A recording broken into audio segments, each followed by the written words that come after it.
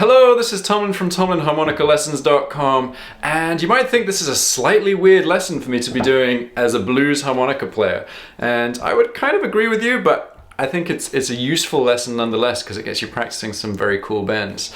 So I'm going to teach you how to play Canon in D by Pachelbel, and for this lesson you'll need a G harmonica. We're playing in second position in the key of D, and let's have a listen to what it sounds like first, and then I'm going to talk you through it. So 1, 2, 3, 4.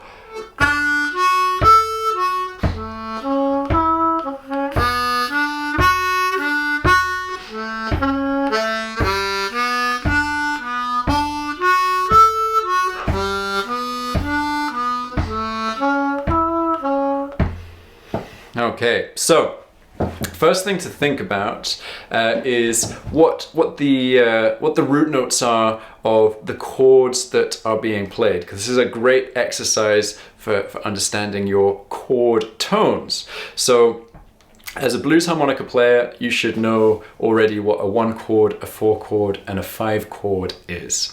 So those names just come from what number note that chord starts with from the major scale of that key. So we're playing in the key of D. That means our 1 chord is a D major. Then the 4 chord would be D, E, F sharp, G would be a G chord. Our 5 chord would be an A chord. So we already know those, but this tune has some different chords in it. It's a slightly more complicated progression, and I'm going to show you how you can know what those root notes are. So the other chords that we need to know are the 6 chord and the 3 chord. So the 6 chord, you want to think about this, is going to be a lower note than the flat 7 chord that you already know. So that the flat 7th is the 2-draw whole step bend. So the next note down from that is going to be your root note, and that is a 2 blow. So the root note of your 6 chord is a 2 blow. And then your 3 chord, the root note is going to be the 3rd. And specifically, it's going to be the major 3rd. Okay, so that's quite an interesting one to maintain in your mind. Major 3rd, we don't play that a lot in blues. We usually play the minor 3rd, not always, but usually.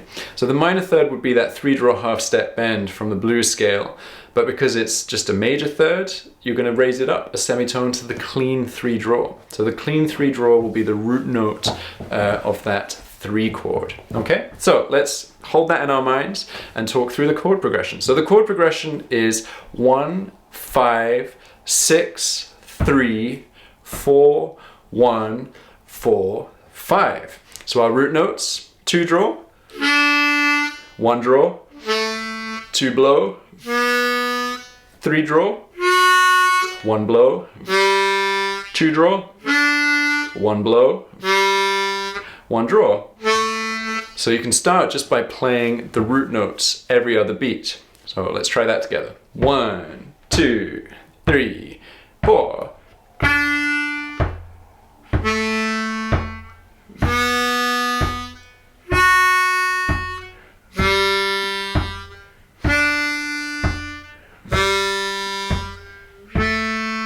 And while you're playing that, I want you to think about what those chords are. So think 1, 5, 6, 3, 4, 1, 4, 5. And that'll help you to solidify your mental model of what the notes are on the harmonica. That's really, really helpful.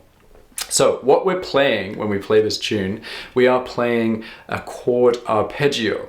So if you visualize a guitarist strumming chords on the guitar, they're not just playing 1 note, they are playing at least 3 notes, if not more. So a chord arpeggio is just playing all of the notes in a chord, but broken up, so playing them 1 note at a time. So instead of playing for your 1 chord, you're playing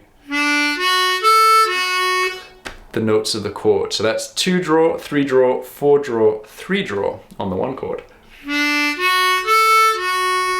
Okay, that's relatively easy. But then we jump to the 5 chord, which is slightly harder because we've got 1 draw, 2 draw, half step bend, 3 draw, whole step bend, 2 draw, half step bend.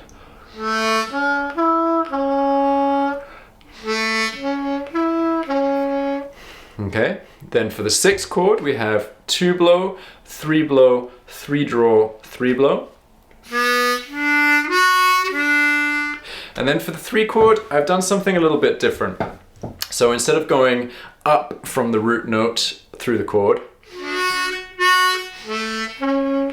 I've gone down. And why have I done that? Well, I've done that because it has the 2 draw half step bend in it. And if you were going up from the 3 draw to the equivalent note an octave up, you'd be going up to a 5 overblow. And that's a harder note to play. So I figured we'd go down to the 2 draw half step bend. So that means for the 3 chord, we have 3 draw, 1 draw, 2 draw half step bend, 1 draw. Okay, and then finally for the 4 chord, we're going to have 1 blow, 2 blow, 3 blow, 2 blow. Okay, so let's try playing through the whole thing nice and slowly together. So 1, 2, 3, 4.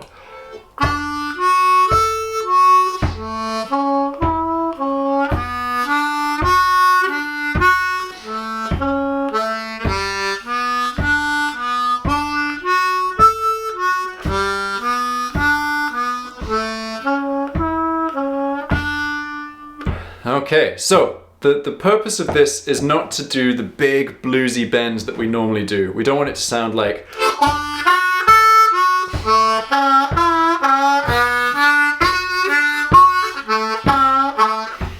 We want some more finesse. We want it to be melodic and sweet. And that's going to give you a lot more control over your bluesy stuff later on. So this is a good technical exercise from that point. So keep it nice and mellow. Don't force those bends, and use it as a good exercise to get more in tune.